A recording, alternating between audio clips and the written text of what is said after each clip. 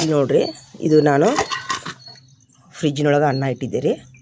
ಇದು ಏನಾಗೈತೆ ಅಂತಂದ್ರೆ ಈಗ ತುಂಬ ಅದು ಮುರಿಯಾಕೆ ಬರಲ್ಲದಷ್ಟು ಅದು ಅಗಳ ಮುರಿತಾ ಇಲ್ಲರಿ. ಅದು ಹೀಗಾಗಿ ಈಗ ಇದನ್ನು ನಾನೇನು ಮಾಡ್ತೀನಿ ರೀ, ಅನ್ನನ ಇದು ಚಪಾತಿ ಇದ್ದು ರೀ, ಇವನೇನು ಮಾಡ್ತೀನಿ ಅಂತಂದ್ರೆ ನಾನು ಇವನು ಒಣಗಾಗಿ ಇಡ್ತೀನಿ ರೀ. ಇವನು ಇಷ್ಟು ಈ ಅನ್ನ ಯಾಕಂದ್ರೆ ಇದು ತಿನ್ನೋಕೆ ಯೋಗ್ಯ ಇಲ್ಲರಿ, ಈಗ ತುಂಬ ಬಿರುಸಾಗೈತಿ.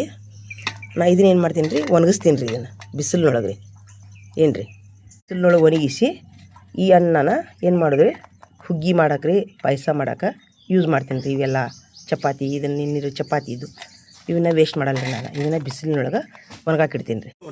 ಹಿಂಗೆ ಇಲ್ಲ ಹಿಂಗೆ ಬಿಸಿಲಿನೊಳಗೆ ಒಣಗಾಕಿಡ್ತೀನಿ ರೀ.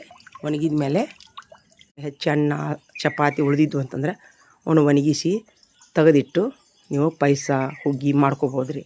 ಸ್ವಲ್ಪ ಗೋಧಿ ರವೆ ಜೋಡಿ ಸೇರಿಸ್ಕೊಂಡ್ರಿ